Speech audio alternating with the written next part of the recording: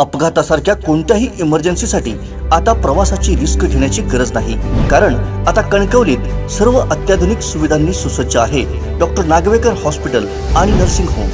अत्याधुनिक trauma care, अत्याधुनिक ambulance, trauma care surgeon, neurosurgeon उपलब्ध, रक्तपेढीची सुविधा, 20 किलोमीटर परिसरात ॲम्ब्युलन्सची मोफत सुविधा। डॉक्टर नागवेकर हॉस्पिटल आणि nursing home 24/7 emergency service. Mobile 9852 108 108 आणि 8803 108 108। महाड शहरात गतवर्षी आलेल्या महापुरानंतर या महापुराची तीव्रता कमी करण्याच्या उद्देशाने शासन व पूर निवारण समितीतर्फे काही उपाययोजना आखल्या।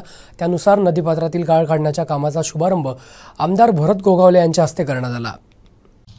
काही प्रमाणात हे काम गतवर्षी झालं देखील होतं, परंतु यावर्षी निधी अभावी हे काम जवळजवळ 3 महिने रखडलेल्या अवस्थेत होतं। महाडकर नागरिक तसंच व्यापारी वर्गाने याबाबत शासनाला हे काम लवकरात लवकर सुरू करण्याची विनंती केली होती। त्यानुसार जवळपास 30 कोटीचा निधी या कामी मंजूर झाला। आमदार भरत गोगावले, पूर निवारण समिती व जिल्हाधिकारी अलिबाग, जलसंपदा विभाग यांच्यात झालेल्या बैठकीमध्ये उर्वरित गाळ उपसण्याच्या कामाला हिरवा कंदील देण्यात आला। आमदार गोगावले यांच्या हस्ते शेडावजवळील नदीपात्रात श्रीफळ वाढवून या कामाचा शुभारंभ करण्यात आला आणि त्यानुसार संबंधित ठेकेदारांना जलदगतीने हे काम सुरू करण्याचे आदेश आमदार गोगावले यांनी यावेळी दिले। नितेश लोखंडे, कोकणसाद लाईव्ह, महाड। गेल्या 2-2.5 महिन्यापासून आमचा प्रयत्न चालू होता। मंत्रालयामध्ये जवळजवळ 3 ते 4 मीटिंगा झाल्या आमच्या। त्याप्रमाणे आपली सर्व समिती कमिटी आमची महाडवासियांची आम्ही सगळे लोक आणि त्याला आज यश आलेलं आहे।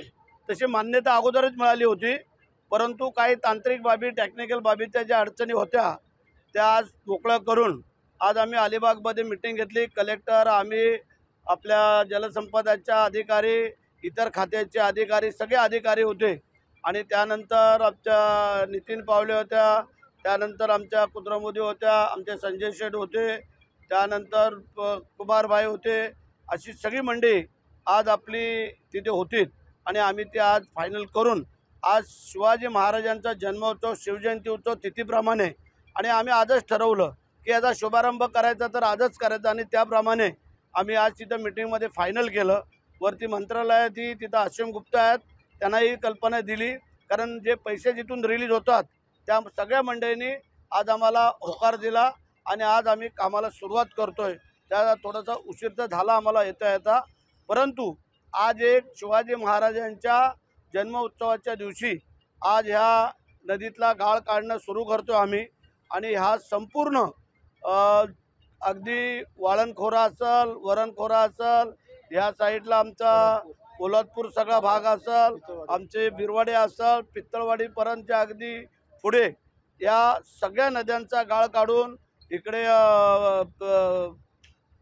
नाते विभागातली गांधारीचा तो पट्टा असेल आणि आपला हा संपूर्ण जुटे आणि आता आपण उभे आहोत हा संपूर्ण भाग आणि युद्ध पातळीवरती की नुसतं असं नाही करायचं, काढायचं आणि व्हायचं म्हणून युद्ध पातळीवरती जे काय 2 महिने 20 दिवस आजपासून आपल्या हातामध्ये आहेत तर ते आम्ही पूर्ण त्याचा जास्तीत जास्त गाळ काढून जे गेल्या वर्षी आपल्याला रिलीफ मिळाली ती या वर्षी पण आम्ही करून पुढच्या वर्षाला व्यापारी, बिल्डर लॉबी किंवा आपले दुकानदार हे सगळे त्यांना अडचण होणार नाही अशा प्रकारचं काम या गाळ काढण्याच्या माध्यमातून आमचं करायचं ठरलं आणि त्याचा आता शुभारंभ।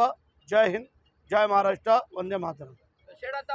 काय नाही आहे, पैसे जे आलेले आहेत ते पूर्ण होईपर्यंत काम केलं तरी हरकत नाही, फक्त पावसाने सांभाळायला पाहिजे आणि त्याप्रमाणे आम्ही काम करत राहू।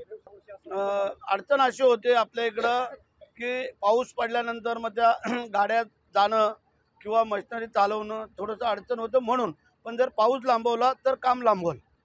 तारीख आम्ही तशी टेंटेटिव्ह पाऊस पडेपर्यंत ठेवलेली आहे, मग पाऊस किती पुढे लांबला तरी काम लांबवू आम्ही। आमचे दिवसभरातले सर्व अपडेट्स, ताज्या घडामोडी आणि थेट लाईव्ह पाहण्यासाठी सबस्क्राइब करा, लाईक करा कोकणचं नंबर 1 महा चॅनल कोकणसाद लाईव्हचं YouTube चॅनल।